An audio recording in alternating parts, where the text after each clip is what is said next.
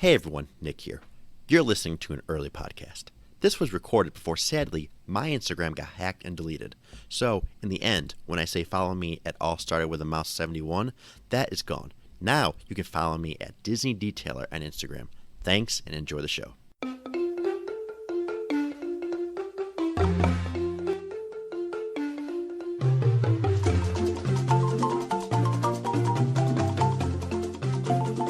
Hello, everybody. Welcome to episode 3 of All Started with a Mouse podcast. I am Nick Labazetta. And I'm Tony. We hope you have been enjoying our podcast episodes. Anthony, I had fun recording them. What about you? I've loved it so far. And right before we recorded this, we actually thought we should address something very dramatic. We have to address something. We already screwed something up. But we ended last podcast with Congaloosh. And, for some of you, you might get that reference, but I bet most of you, unfortunately, didn't get that.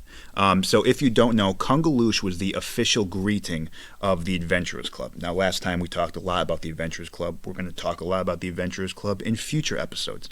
But me and Nick both loved it. We were lucky enough to experience it when we were younger before they got rid of it in Disney Springs, in downtown Disney, which is now Disney Springs.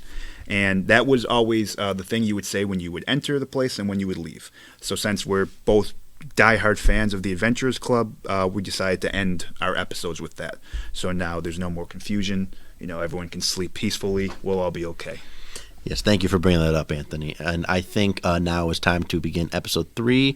We decided that we are going to rank all of the six lands of Magic Kingdom. So Nick wanted to do it separate, and I thought, let's combine them. So we talked a little bit, and we can talk through the thing of why maybe you wanted one higher, one low. I wanted that one a little lower. It's basically only one that was one different. Big one, yeah. Yeah, and it really wasn't too much of a difference. Yeah, just a couple of spaces up. So you want to start us off, Nick? Yes, I think majority of you will be very upset with our last choice, bottom choice number 6, Tomorrowland. It does. Oh, okay, hold on. Nick is such a hatred for Tomorrowland. Whoa, so do you. But he is so passionate about it. And what I don't like about it is it doesn't feel futuristic, which I know Future World and Epcot has the same problem. Yes, exactly. And it just it's always too packed. But one thing it has going for it, two things really, is it does have a good ambiance with the entrance and the posters, and the music is amazing. There's nothing wrong with any of the music in all of Tomorrowland. The rides, the queue lines, the Carousel of Progress, even Buzz Lightyear has good music. That's all good stuff.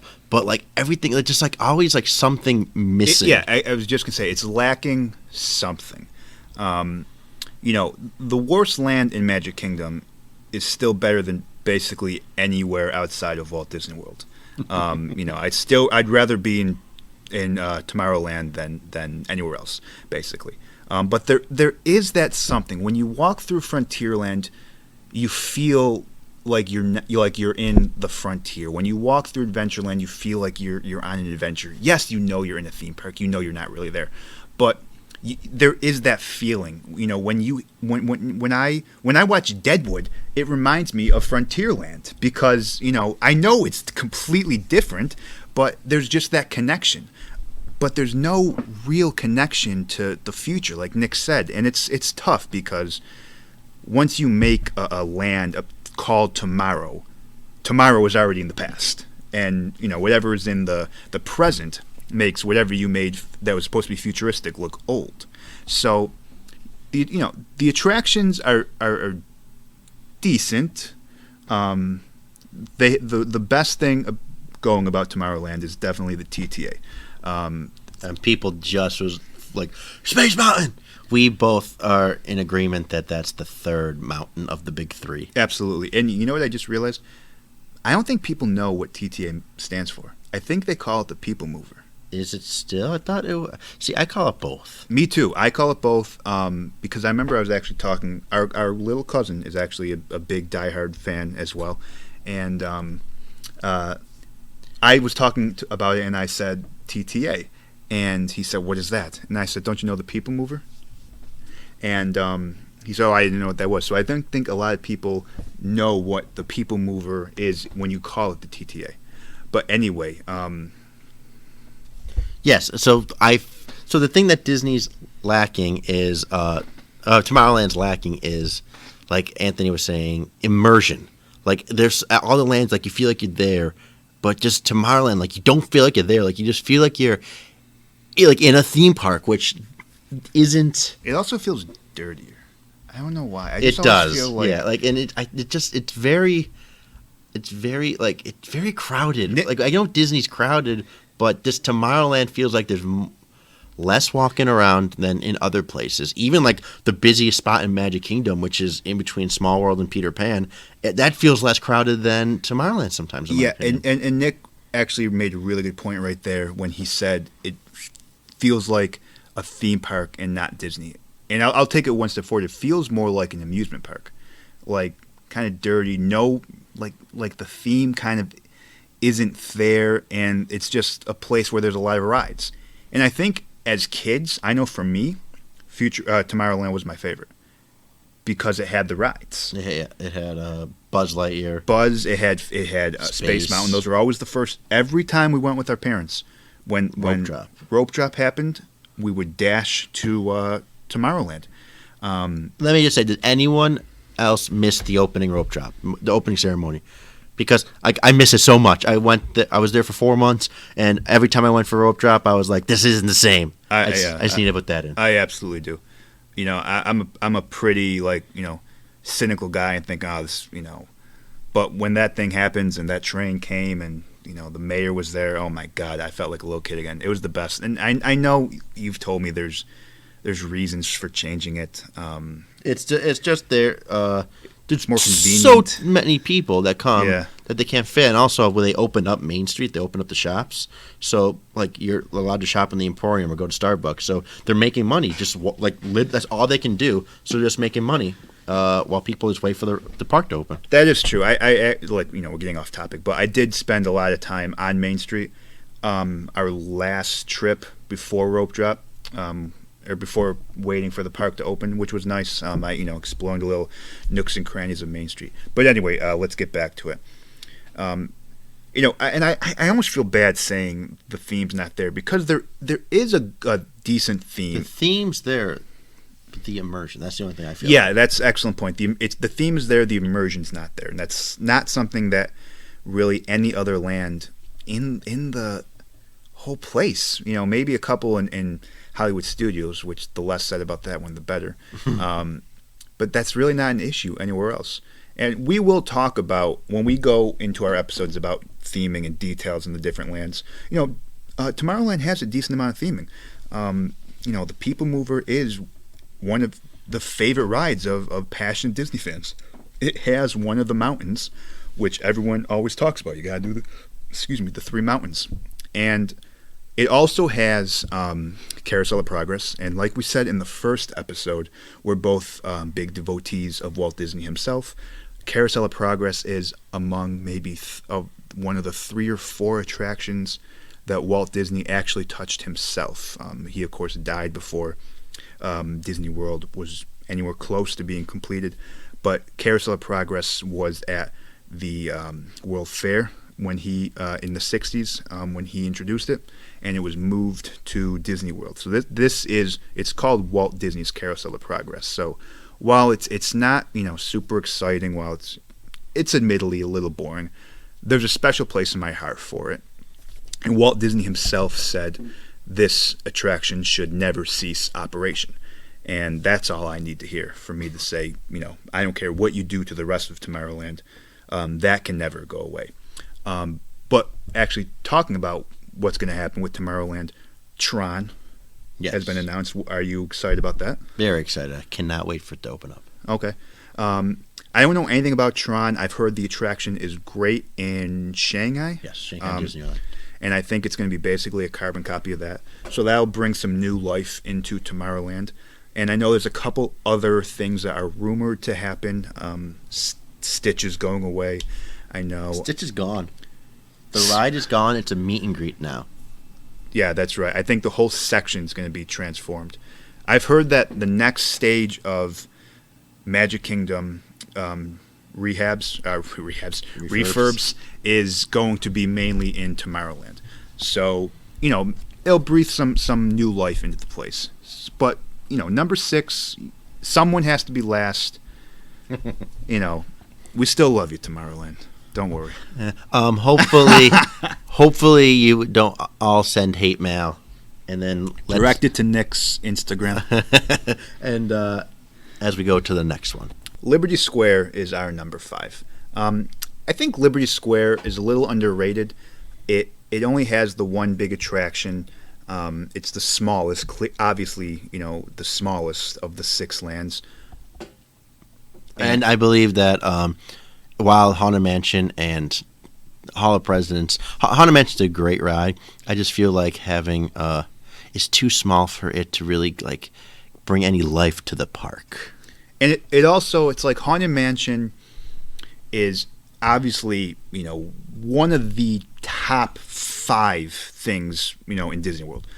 But it's also like Liberty Square is all about colonial America, and then like in the corner there's the Haunted Mansion. Yes, it doesn't really make sense. So yeah, like if you separate the Haunted Mansion from Liberty Square, it feels a lot smaller. That being said, they jam-packed a lot of theming and details into it.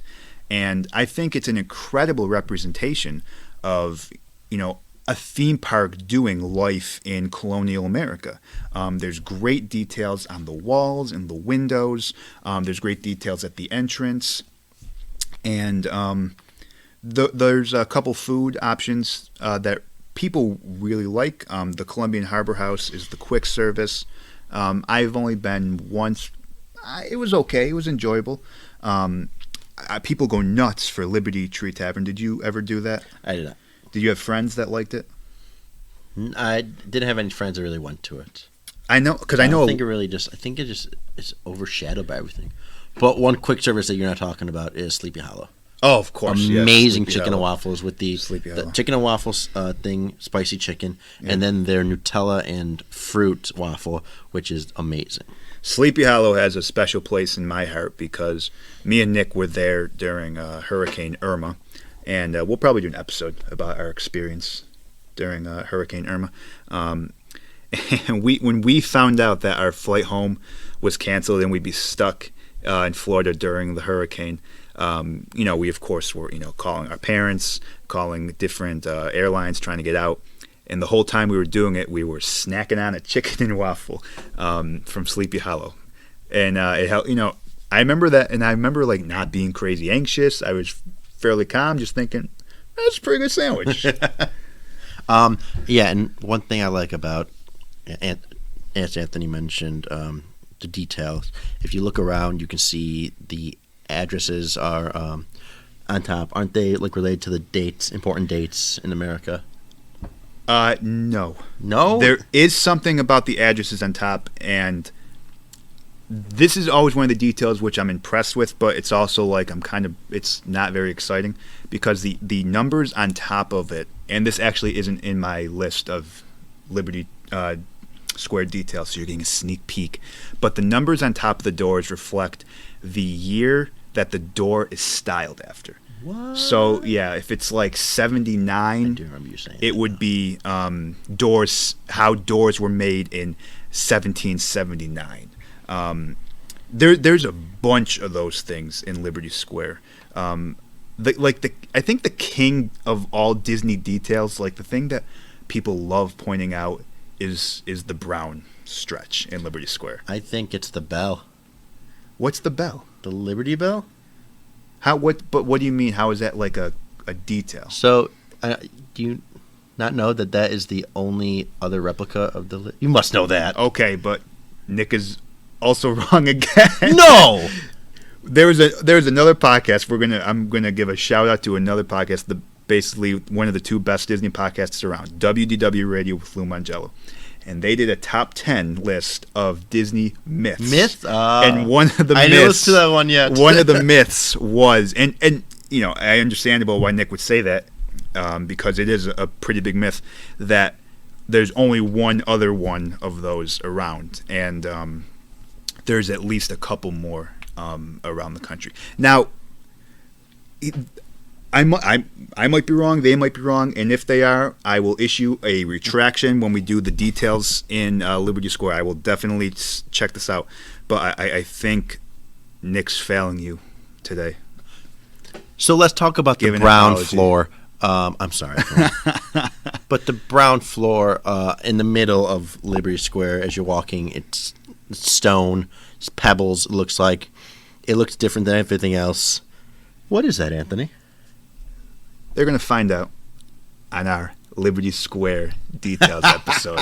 We're already doing cliffhangers. You probably already know what it is, but we'll go into detail about that later. Anyway, Liberty Square, I love it. The only thing it suffers from is its size. Yes. I've only caught a couple minutes of the Muppets thing. Great moments in American history. I like the Muppets. People seem to think it's pretty good. It is odd, this replica of colonial America, and then you got the Muppets, but the Hall of Presidents is there. I enjoyed it when I went in the one time, and no reason to get political or anything, but I have no real interest in going back for a while. But Nick's been back. He said it's still pretty good. The animatronics put a smile on my face. The animatronics are incredibly impressive. There's 45 now. I think 43 of them were designed by a man named Blaine Gibson. He's a legendary Imagineer. He sculpted all the heads of the presidents up until George Bush, George W. He did the partner statue. He did the statue of Roy and Minnie on the bench in Main Street.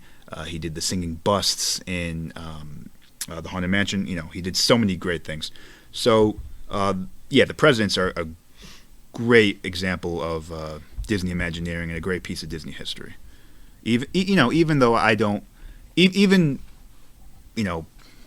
maybe a president or so ago, I didn't love the Hall of Presidents, but I respect it.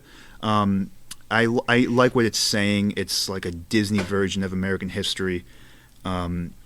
It does make you feel pretty good to be an American, even if you're not thinking, you're not walking all the time waving a flag or anything. You do feel like it's pretty impressive. This place, And one thing I like about Liberty Square, detail, Anthony can confirm or deny if this is still there. The lanterns. Yes. One if by land, two if by sea. Yep. That's still there? That's still there. Okay, good. At least it was there last Look for those lanterns Yeah. when you are walking around Liberty Square. I believe it's the wall that's facing the wall of Hall of Presidents that's like facing where the Liberty boat is. Absolutely right. Yeah, it's if you're looking like from the line, the queue of the Liberty boat, or if you're walking from the Haunted Mansion straight to Frontierland, that would be one of the sides of the walls you pass. And also one last thing that's great about Liberty Square that we both love is Memento Mori. Oh, yes. Probably the best gift shop in Disney World. Great theming. We each got that spooky picture of us that if we turn it, we become a ghost. Yeah, it's a Haunted Mansion themed gift shop. It's all Haunted Mansion stuff. And yeah, there's that great thing where the classic part of the attraction when you have the ghosts riding in your car with you. You can get a similar thing done in the Memento Mori. Nick's right. We both have one. I love it. Really nice material they made. They didn't cheap out at all, and there's just so much great merchandise in there. Like it's a Haunted Mansion fans' heaven. Like I have coasters of the gravestones that you can find in the queue. And it's got I have a coffin that says "Tomb, Sweet Tomb," which is a sign found on one of the walls. Do you have anything from the Haunted Mansion from Memento Mori? Just the picture. The thing. I think that's it. Nick got me a Master Gracie, who is we'll talk more about the backstory of Haunted Mansion, but he's it's his mansion, and he got me a Master Gracie plate from his collection. I have displayed prominently. So it's just an incredible gift shop. Do you know what Memento Mori means? Remember, you will die. Yeah. It's also, is it just like an object? Well, it's Memento Mori goes back, and this is a fun fact. Goes back to Roman times, after soldiers would come back from a fight, and there'd be parades through the streets, and they'd be celebrated as champions. There would be a slave behind them to whisper to them, "Memento Mori," remember you will die, which made to keep them humble. Like, no matter how great you are, you're still going to die. This got very deep all of a sudden. But that's what it means. But there's also the play on words memento. Yes, Mori. so like an object. Yeah. You're going to buy something, and the memento mori, that reminds you of death. Yeah. Leave it to Disney to put this... To put so much love into, like, so much excitement into this dead thing. Yeah, to remembering you're going to... Like, only Disney can have people say, remember you will die, as, like, they're walking in and buying, merchandise. Happy faces. Yeah, it's incredible. But that's number 5. I still love Liberty Square. Ready for number 4? Let's do number 4. Number 4 is right next to Liberty Square.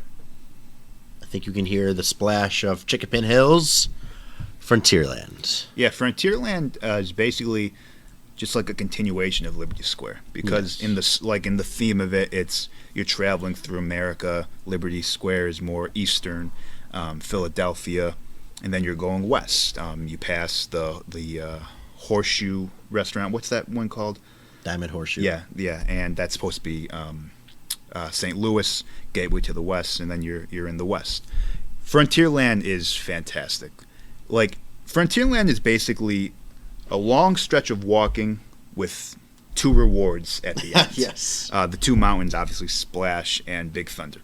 But there is so much depth and detail in Frontierland, and something that real Disney fans love, that people who have good taste, that people who enjoy comedy, that people who love life. No. You know what I'm talking about. Country Bear Jamboree is in Frontierland. It's terrible. Country Bear Jamboree is if the world exploded and that was the only thing left of humanity, and the aliens had to see, like, this is what humanity was, I'd be okay with it. It's a horrible attraction. Nick despises Country Bear. Stop your hands and stop your feet. Big Al's coming to town. Big Al! Come on, it's Big Al. How do you not love Big Al? Oh, my God. I love Country Bears. I really do. And, there's just these little things in Frontierland, like, the arcade, the shops. Yeah. Got a lot of shops. It's got the shops aren't great, admittedly. For pin traders, that's the place to go for pins. That's true. That's where you get all, like, the limited edition pins in Magic Kingdom. If I ever see anyone with, like, a book of pins, it's going to be in Frontierland. Then they also have, like, the fudge shop there. Where's the fudge shop? It's, like, right next door to it. It's like, I forget what it's called. It's like, could be called Trading Post as well, but it's like right next to it. It's got a bunch of sweets and stuff, and then right next to that, I think, is Country Bear Jamboree, and then that leads into Pecos Bill. Pecos Bill is good. They changed it 3 or 4 years ago to more of a Mexican burgers. More Tex-Mex. Yeah, Tex-Mex. It was always a good burger. It still is. I think it's wildly overpriced. I think it was like $18 our burger. So, yeah, I don't know if it's that expensive. It was at least $15-16. Really? Yeah, at least mine was last time. And it's good, but it's not that good. But the best food, of course, in Frontierland. Come on, the churros. The churro, of course. Here's a little tip: if you want to save like an extra $1, this is good. Do not get the dipping sauce with the churro. Yeah, because I think it's $5.50. Yep. With the sauce. Yes. And you can say no to the sauce, and it's $4.50. All you need is a $5 bill, and you're good to go. Yeah. Churros are, that's my go-to Disney snack. I have to get a few every time I'm there. The only thing is, and it's strange, but every once in a while, you'll get a sour one. I don't get it. I think it's just like been cooking for too long. Yeah, it's very odd. It's like every third one I've had, it's like sour. But even though you still got that, churros are still incredible. It's cinnamon. Even a bad churro is good. Yeah, it's cinnamon sugar and dough. Fried dough. Yeah, fried dough. I mean, it's heaven. And of course, This is the type of Disney fan we are. We're talking about like churros and burgers, and we even talk about the two mountains. You got Splash and you got Big Thunder. Big Thunder is obviously one of the most enjoyable rides. It's just pure fun. Splash is my number one attraction. Just the music, the length, the mix of a dark ride and a thrill ride. It's just perfect. All the animatronics, the fact that it's this based on this movie Song of the South that barely anyone's ever seen, and it has kind of this not so great history with some people. But the fact that they were able to make this into a great attraction just shows the brilliance of Imagineers, particularly Tom Baxter, who created the attraction. Tony Baxter? Tony Baxter, thank you. See, Nick, that's why we need Nick around. He might get the bells mixed up, but he cost me. I remember the important Imagineers. Yes. Frontierland, I mean, do you have any negatives of Frontierland except for Country Bear Jamboree? I'm not a fan of Tom Sawyer. I've never done Tom Sawyer, but I've never done it either. Just looking at like that giant square boat, just filled with like 100 people, and then you just slowly go. It just doesn't look exciting to me. There's probably some like relaxing areas there. Yeah, I know some people who like have gone there just like to sit down and relax. It's a lot of space that could be used for something else. I don't get it. Now, there used to be a place on there that served food, and it served like fried chicken and peanut butter and jelly sandwiches, like comfort food, which would be interesting. You're away, from the crowds. You're snacking on some good old American country food, but that's not there anymore. I try and do new things every time I'm in Disney World, and I was gonna go on Tom Sawyer Island last time I was there, but it was a torrential downpour.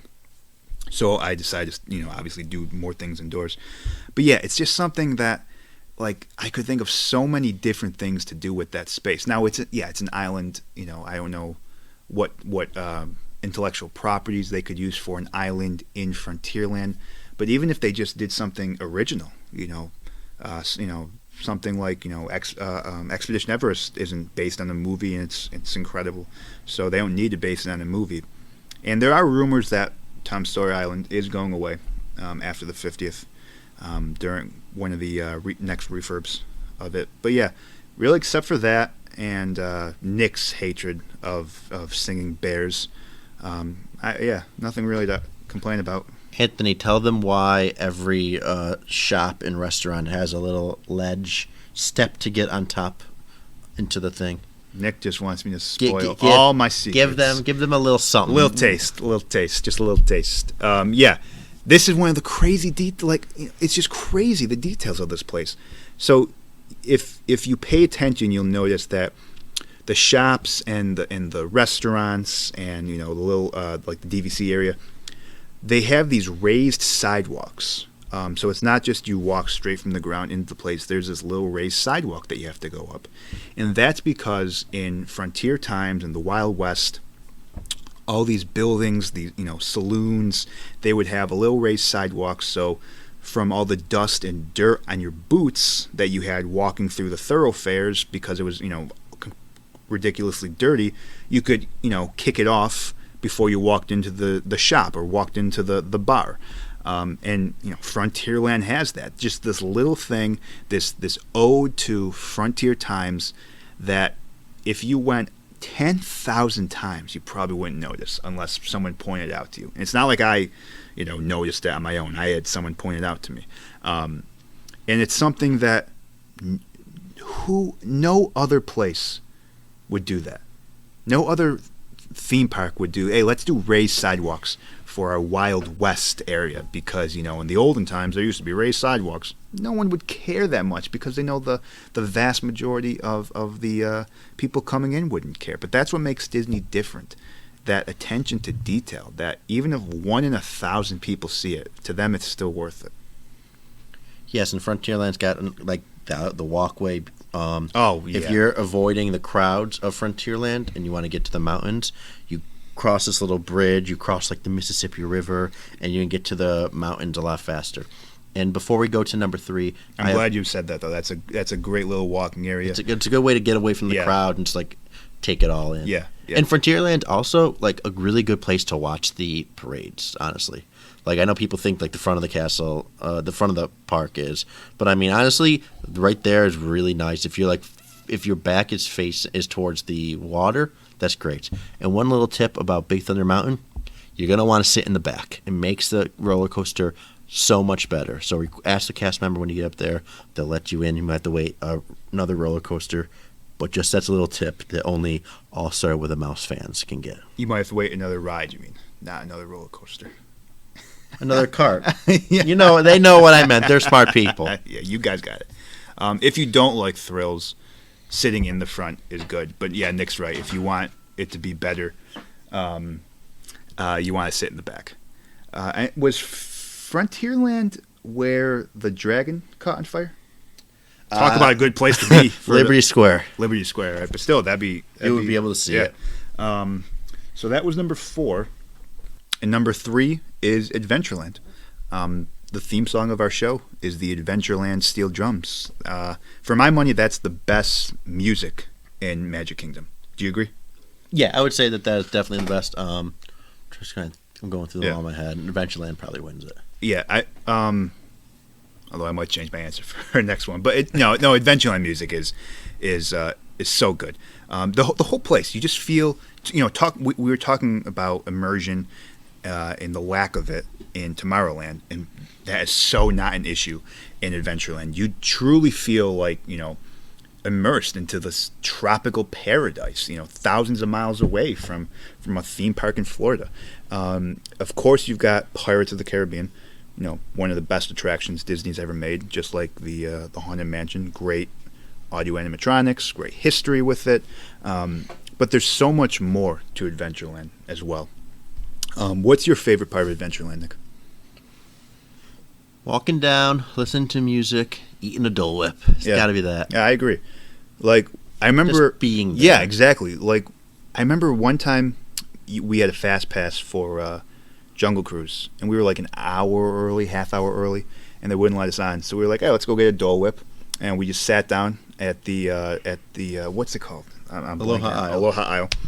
And yeah, we were just in the middle of Adventureland. You got the tiki torches around you, got the great music playing. You're just enjoying it. You got that pineapple treat. I don't like the fact that they've made the Dole Whip so readily available in other places. I liked when it was just in Adventureland and the Poly. What do you mean? Because now you can get a Dole Whip in Asia, in Animal Kingdom. You can get a Dole Whip. Is that constant?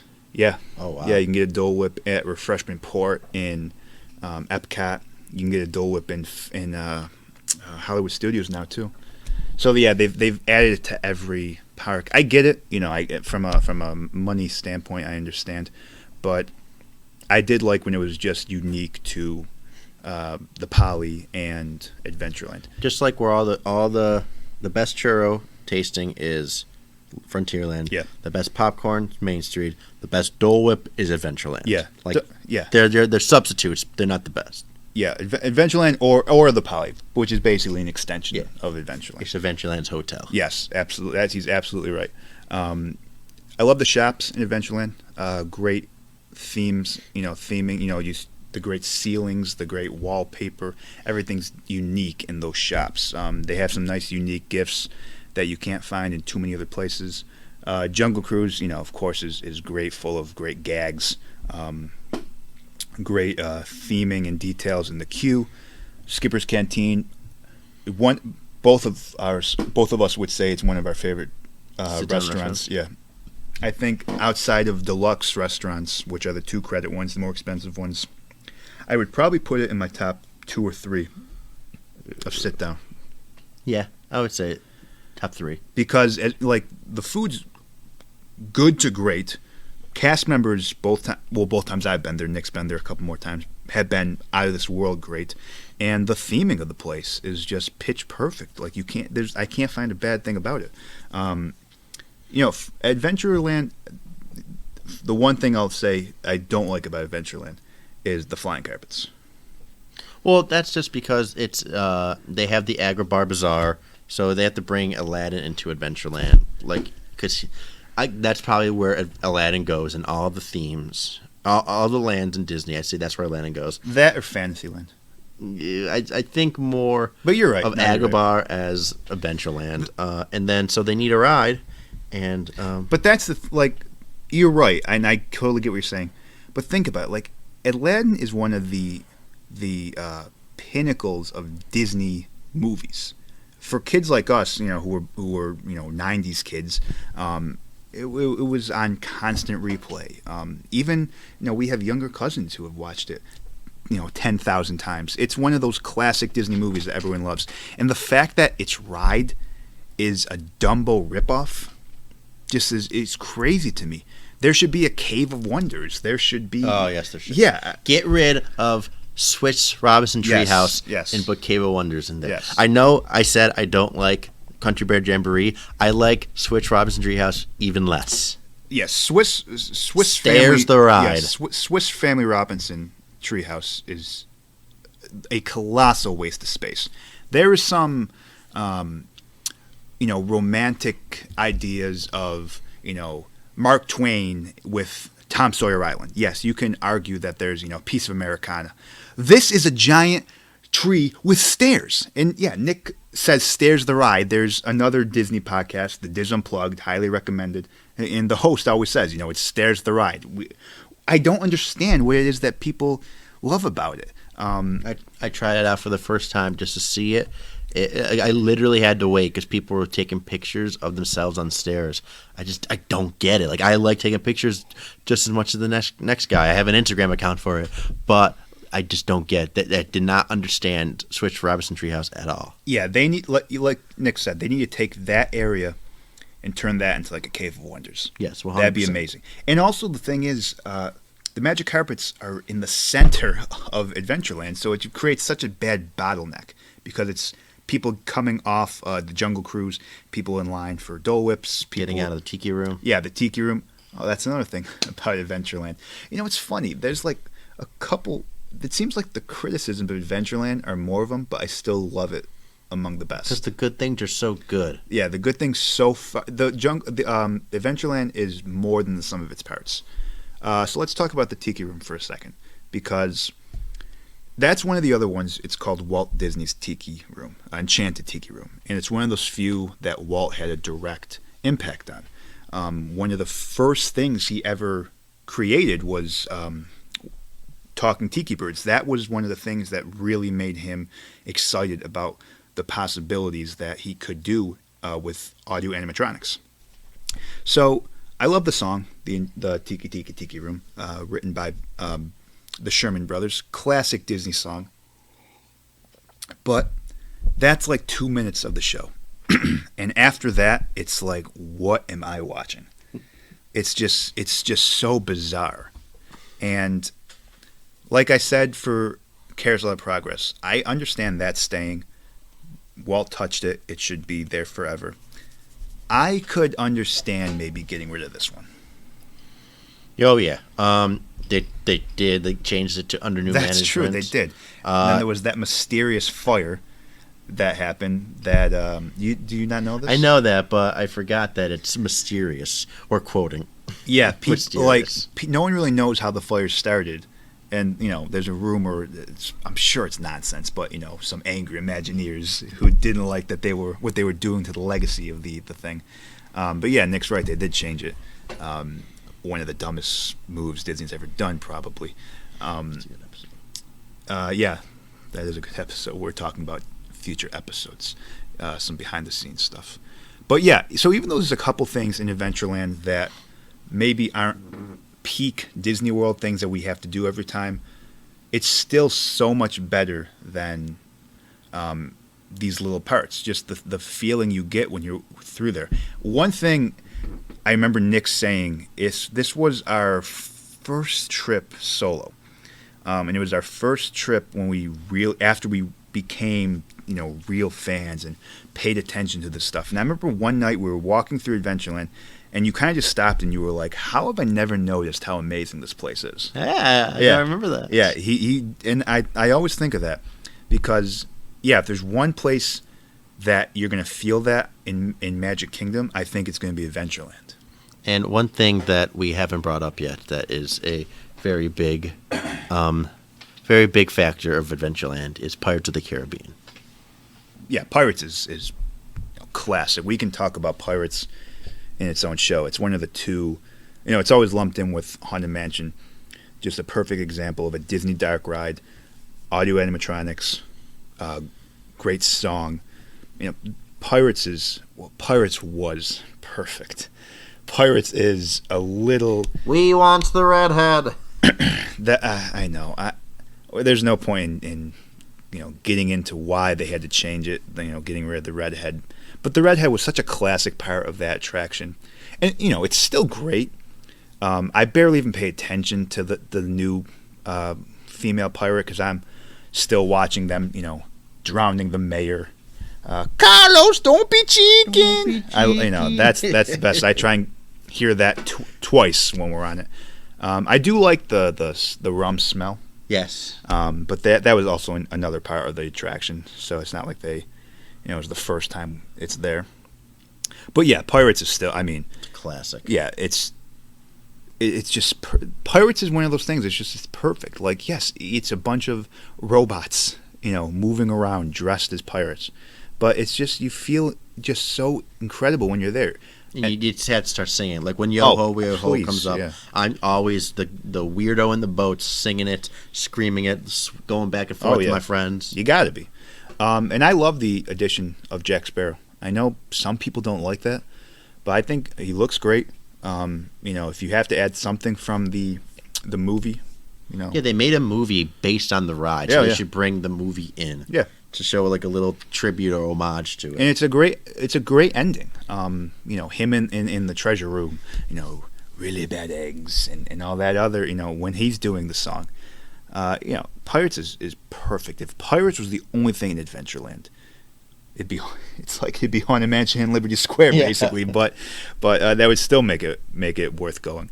But yeah, Adventureland, top notch Disney Imagineering right there. Okay, so let's go to number 2. Now, this was the one that we had a little difference of opinion on. I had Adventureland number 2 on my list, but Nick had a couple other ideas. I thought number 2 should be my home, Main Street, USA. I say my home because I worked in the Emporium for 4 months, and I just loved Main Street. I love this. Walking into the park, seeing the big Mickey flowers, the train station, walking through it, seeing the posters of everything. Then you see the Roy and Minnie statue. I always have to get a picture next to them. Then you're just walking down Main Street. You see the names on the windows. You can look out a window if you're a cast member. I don't know if I should say that. But then on the left you have the Emporium. On the right you have Crystal Arts. Uptown Jewelers, the confectionery, which has delicious treats. Ice cream place too. Main Street Plaza, is it called? The Plaza? Uptown Jewelers, Starbucks, Main Street Bakery, Casey's Corner. I didn't even mention Town Square, where you can meet Mickey, or you can start off your adventure Sorcerers of the Magic Kingdom. Or you could have a really bad meal at Tony's Town Square. That's going to get some people mad. But yes, Main Street is just like, it's the beginning. Like when you walk into Main Street, no matter how many times you've been there, you're like, I'm here. I'm home. Let's get some popcorn and start this adventure.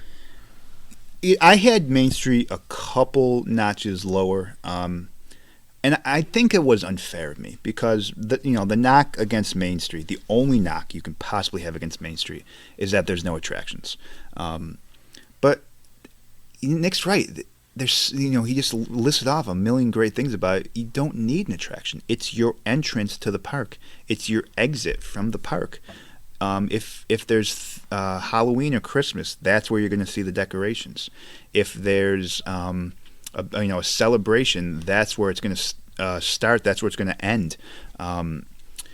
Main Street is so mired in great Disney culture. Walt Disney loved trains. When he was creating the idea for Disneyland, he said he wanted, this place to be, place for everyone to go, and there had to be a train around it. That was one of his two ideas when coming up with the original genesis of Disneyland. And there's the train station, and there's a lot of great stuff in the train station. Great pictures of Walt on one of the trains that he created in his backyard, the Carewood Pacific, I believe the name of it is. Town Square is a beautiful, just beautiful architecture in the buildings. There's Nick said, the windows on Main Street, which are legends, Disney legends. That's their tribute, basically. There's great little nooks and crannies like Center Street where you can hear people tap dancing and voices. The Emporium has a backstory. A shop has a backstory, and it's a long backstory. The confectionery used to have a backstory that no one knows about, and Disney doesn't care about anymore, unfortunately. But Main Street, there's so much history into that. Of course, it was concocted partially from Marceline, Mississippi, Disney's hometown, and Fort Collins, Colorado. And also Saratoga Springs. Saratoga Springs was also a big part of it, which is, so, this is, 1950s era America. There's the idea that every day is the 4th of July on Main Street because, people are out of work and enjoying the park, and there's going to be a parade, and there's going to be fireworks. It doesn't have the attractions. That's why I personally wouldn't put it number one on my list. If we were talking about straight theming, it would probably be number one. My favorite part about Main Street is, one of my favorite parts is the dedication plaque in the center of Town Square, and it's the beginning of the speech that Roy Disney made in 1971 when they opened Walt Disney World, and I always make sure to read it at one point when I'm there because it explains that Walt Disney World is a testament to the vision of Walt Disney. And again, for people like me and Nick who love that man, it just, it makes me so happy to read it, to think, what he made. And also, honestly, a little sad that he couldn't see it. But, yeah, if any part of Magic Kingdom will remind you or make you think of Walt Disney, it's going to be Main Street. And that alone makes it worthwhile. So, yeah, okay, there's not a great attraction. There's not a classic, show. There's not, great restaurant. But it doesn't need it. Everyone's first memory of Disney World happens on Main Street. It can be looking at the castle. It can be, just walking into the gates. Every single person who has ever gone to Disney World, their first memory is Main Street. And the last thing you see when you leave Magic Kingdom is leaving Main Street. It's the beginning and the end of your journey. And if I had to go through one land every time I'm there, it's tough to beat Main Street. Anything else to add? I'm just glad that you finally agree with me how great it is. No, yeah. I mean, yeah. I had it number 4, and that was way too low. I still would put it number 3, only because Adventureland has the theming plus some of the attractions. But yeah, you can't knock Main Street. It's just it's utter perfection. So that leaves one more, and I'm surprised we both agreed to it because I thought Main Street would be your number 1, but I think it shows. It was, but I compromised. Yeah, because of how good Fantasyland is. Yes. Now, before we even get into Fantasyland, if New Fantasyland didn't exist, where would this be on your list? Probably third. Probably, third. I think it'd be 3rd or 4th, because New Fantasyland, of course, is the addition they made about 5 years ago, 2013, where they added Be Our Guests, Beast Castle, Seven Doors Mine Train, the Storybook Circus. Storybook Circus with Dumbo, when they did the extra Dumbo. the Little Mermaid ride, Enchanted Tales with Belle, Gaston's Tavern. They added a lot of it. They completely just took apart Toontown and added new Fantasyland, and it doubled the size of the land, and it brought such an incredible new life to it. Fantasyland is great because, your first exposure to Disney, most of us, is Disney movies, and if you're going to see those movies, come to life, it's going to be in Fantasyland. So you have, of course, you've got Winnie the Pooh. Nick loves Winnie the Pooh. So, going through that, that's adorable. You love that. PhilharMagic, for all those 90s classics that we grew up with, Beauty and the Beast, Aladdin, Lion King, Little Mermaid, that's where you're going to see them in Magic Kingdom. And, you got Mickey. If you want to see Mickey, the big cheese, you're going to see him in Fantasyland. Small World, I love it. Classic. If you don't love Small World, if you don't like Small World, you're not really a Disney fan. Because you don't appreciate it. Yeah. You have to at least appreciate it. Although I've never gotten stuck on it, so maybe it would be a different story if I got stuck on it. We'd go crazy. But, so yeah, all that from old Fantasyland, that's all great. But when you add new Fantasyland, it adds so much more. One of the things I love about new Fantasyland is the theming. It's supposed to be like enchanted woods and a forest.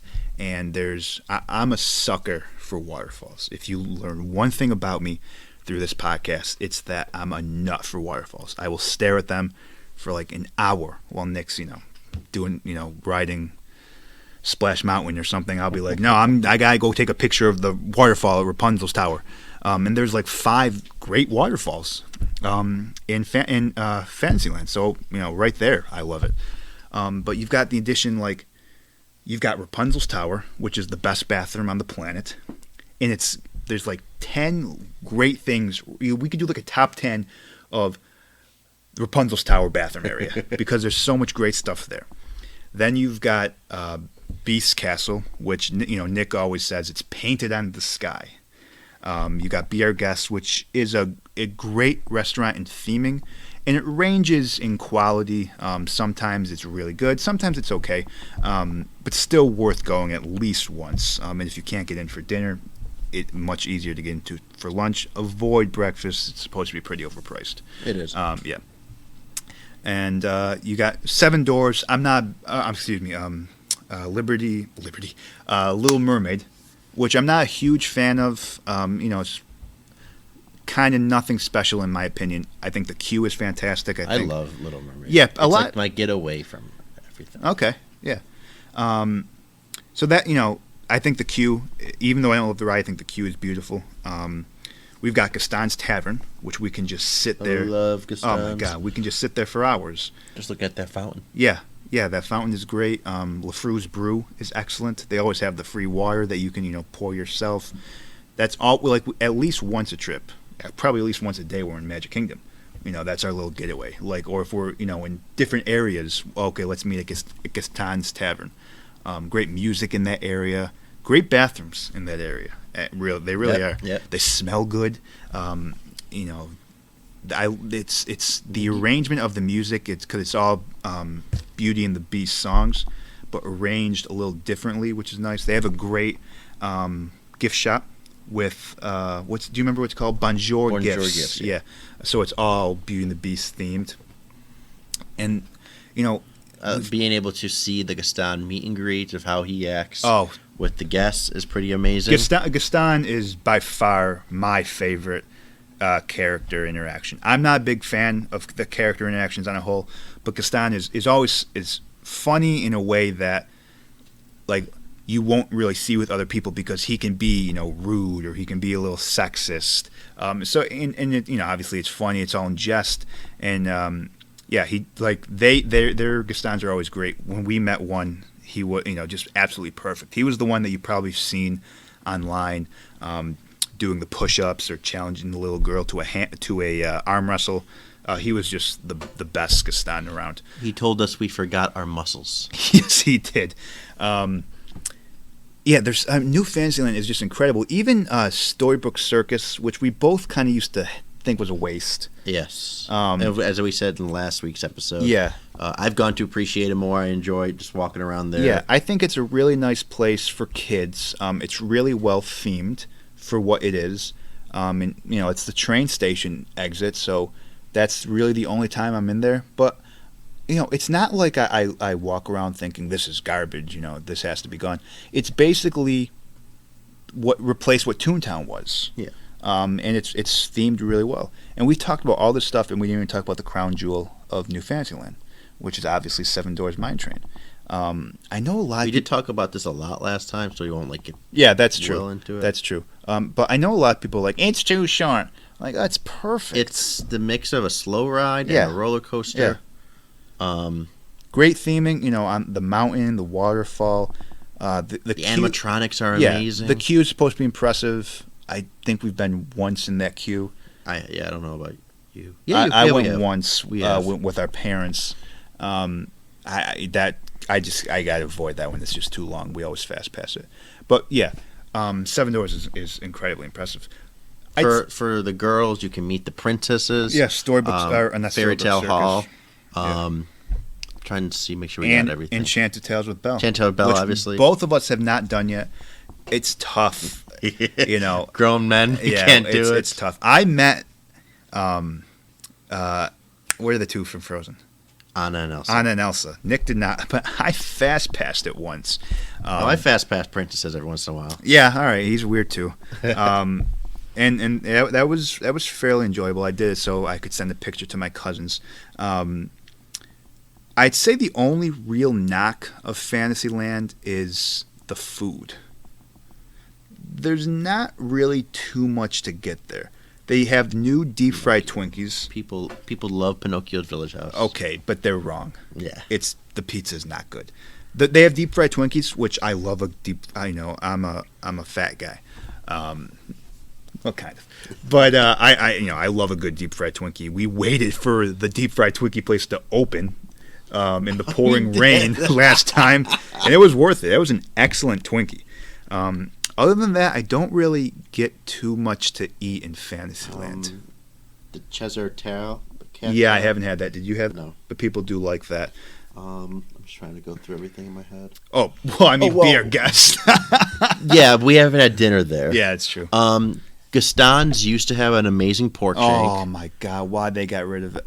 I mean, I know why they got rid of it because I guess people were saying it was too greasy and they wanted something that they could hold in one hand and do something else with their other hand. But yeah, that thing was so. What was it? It was pork, right? Yeah, it's a pork shank. Oh, so good. There's cinnamon roll with icing. I've heard for extra icing. It's very good. Yeah, I've heard nothing but good things. I have not had it.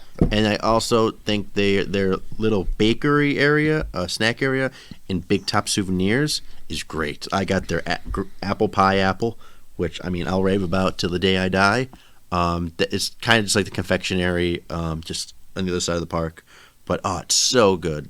So like the new Fantasyland stuff, obviously that's where food prevails. You know what's funny? We didn't talk about it at all. Yeah, I know. I was thinking the exact same thing. The other crown jewel of Fantasyland. What are you going to say? Peter Pan? Well, no, I was not going to say Peter Pan. What are you saying? Peter Pan's great. The castle. Oh, that's I mean. It is Fantasyland. Yes, you're right, yes. It is Fantasyland. Yeah, there's not, I mean, what do you have to say about the castle? There's nothing we could say to do that justice. It's, every little kid, when they see that castle, they become a Disney fan. And every adult, when they see that castle, they become a kid. I can go every time I'm there. I still get blown away the first time I see it on my trip. That does not stop. I hope it never does. But there's even like a couple nooks and crannies around Fantasyland. Like there's a little area with that fountain that really no one knows about on the side closer to Tomorrowland. You've seen. Oh yes, the wishing well. Yeah, the wishing well. There's the little Cinderella fountain behind Castle it. Couture. Yeah, there's that. What is that? That I was just gonna say that store. Shop, yep. Yeah. So the Sir Mickey's on the right, Castle Couture on the left. Yeah, which has some interesting stuff that we'll get into in a future episode.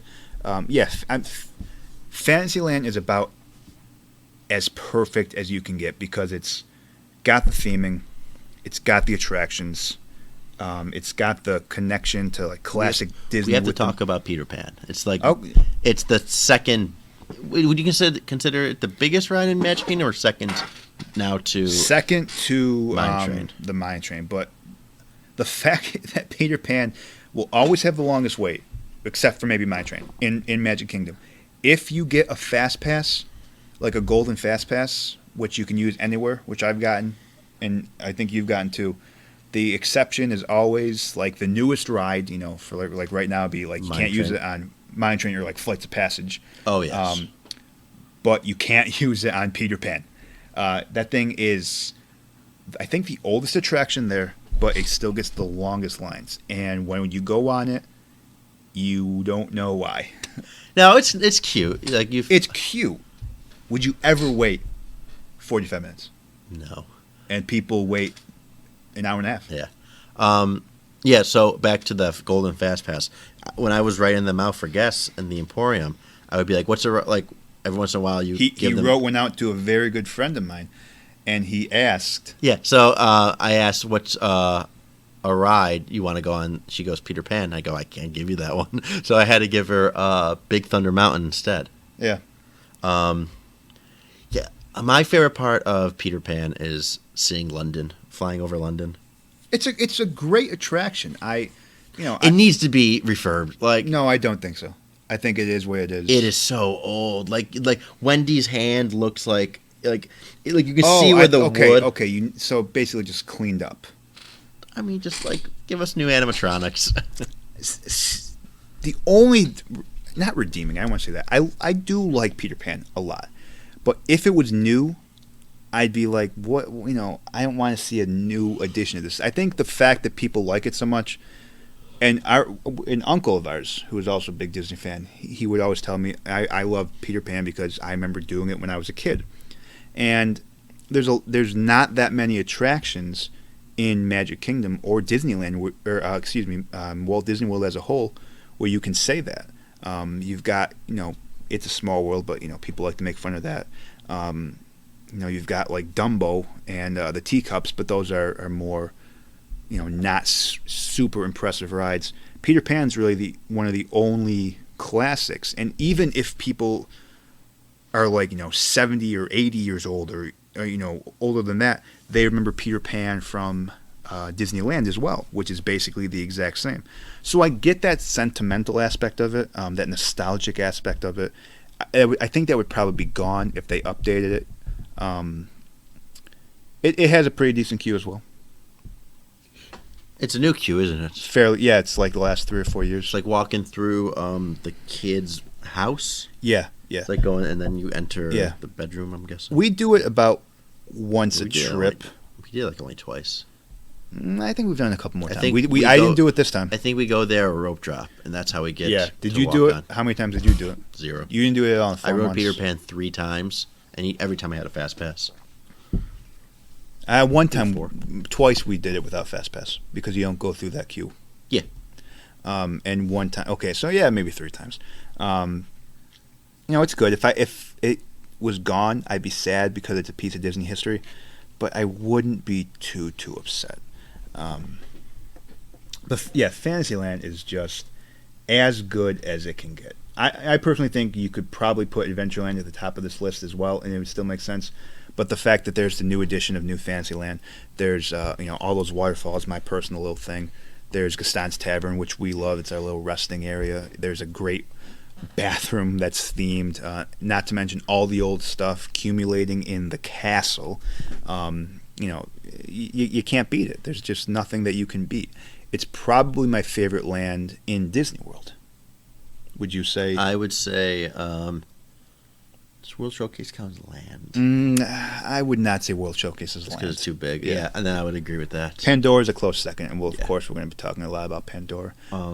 Yeah, but I think we have a very solid top 3 lands right here. Yeah. So number 6, I said Future World on my notes. Tomorrowland. Number 5, Liberty Square. Number 4, Frontierland. And then number 3, Adventureland. Number 2, Main Street USA. Number 1, Fantasyland. If you had to get rid of one thing in Fantasyland, what would you get rid of? Because we've picked a couple things that we could get rid of in the other lands. The teacups. Yeah, that's a good answer. I have only ridden it once in my life. That's because I had a couple of friends that wanted to do it, and I just didn't get it. Yeah, I agree. That's a good answer. I'd probably pick the same thing. And really, that's really the only thing. And even that, it's kind of like a classic Disney thing too. But yeah, there's enough that you don't need that. They could probably fit something else there. It's like in the corner, just like. It's basically like that, and then it's Tomorrowland. Yeah. There's not the transition. Another thing about Tomorrowland is there's not a good transition. We'll end this on another negative thing about Tomorrowland, but yeah, there's a the great entrance to Tomorrowland. That's a great entrance. There's great transition from Fantasyland to Liberty Square, Liberty Square to Frontierland, Frontierland to Adventureland. Got a couple. In the entrance into Adventureland from Main Street. That's the pinnacle of transition. There's literally nothing. Yeah, Nick's right. It's just here.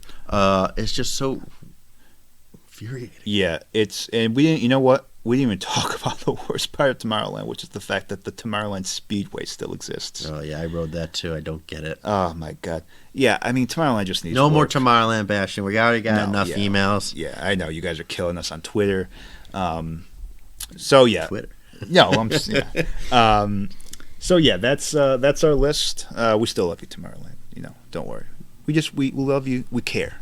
So you need to fix some things. We want you to stop this phase and change to something better. We don't like your friends. Yes. So this was our list. This was our episode. We hope you enjoyed it. Hope you had a blast. You can follow me on Instagram. All started with a mouse 71. And you can follow me nowhere. Nowhere. So any comments to Anthony can come to me, and I will relay them back to him. At one point, we will set up an email that you can email the show with any comments, concerns, criticisms, compliments, threats, cookies. But I think that's it. Is there anything else you'd like to add? I'm good. Thank you for listening. Love you all. I'll let Nick do it today. Well, Kangaloosh, everyone.